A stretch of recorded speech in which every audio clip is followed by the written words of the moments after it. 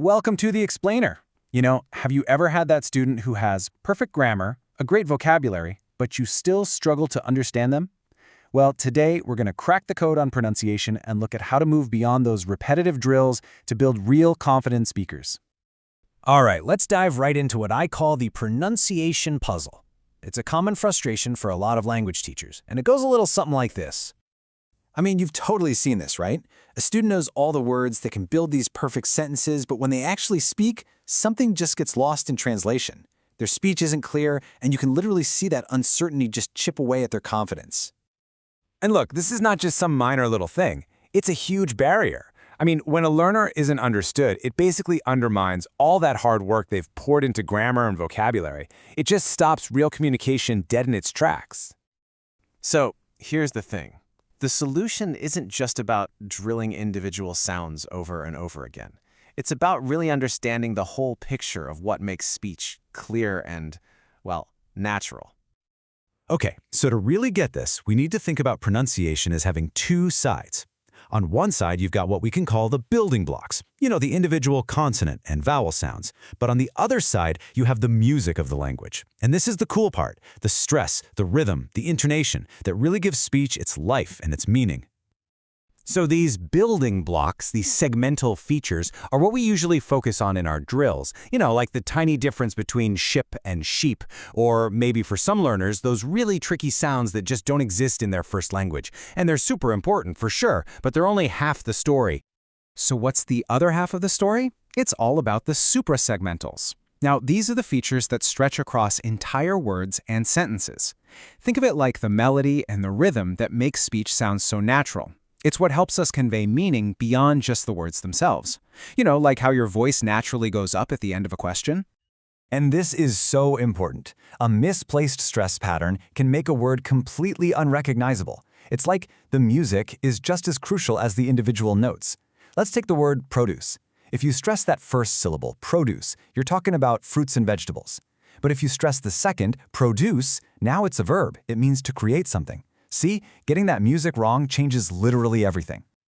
Okay, so knowing this, how does it actually change the way we teach? If pronunciation really has these two sides, our approach has to reflect that, right? And this right here is the big shift. We've got to stop treating pronunciation like this separate, kind of boring chore. We need to start seeing it for what it really is, an absolutely essential tool for better communication. It needs to be part of the actual conversation, not just a warm-up for it. So how do we actually do that? Well, the main strategy is all about integration.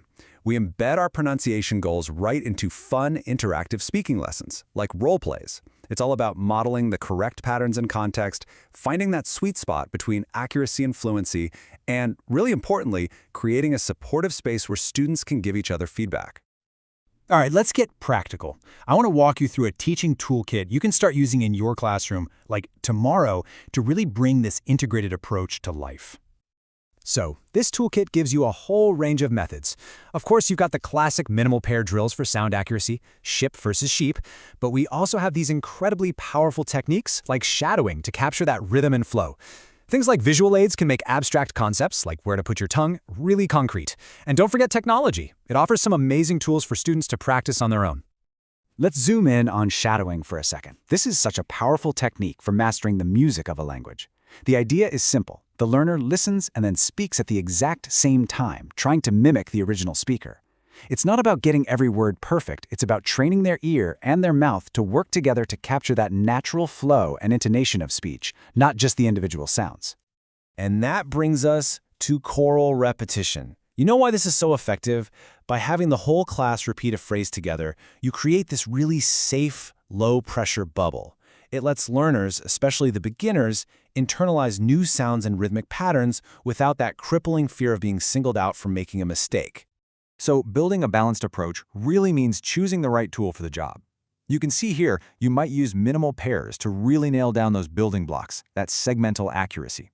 But then you could use shadowing to work on the music, that beautiful supersegmental flow. And then other tools, like visual aids, can help with the physical production of the sounds themselves. It's all about having a mix. But here's the final piece of the puzzle.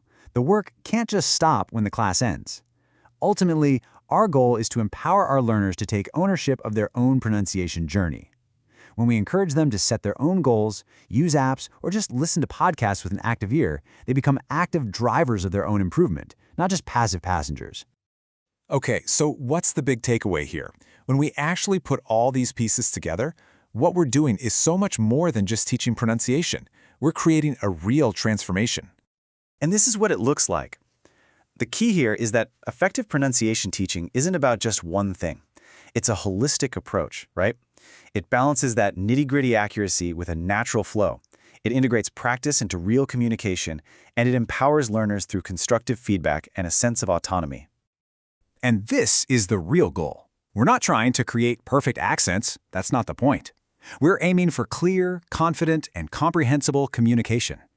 We want to move learners away from that nervous habit of focusing on every single little sound and get them to a place where they can express themselves freely and, most importantly, effectively. So, we've given you the map, we've shown you the tools, and I'll leave you with one final question to really think about. Based on everything we've talked about today, what is the one change you're going to make in your approach to unlock truly confident speech in your learners?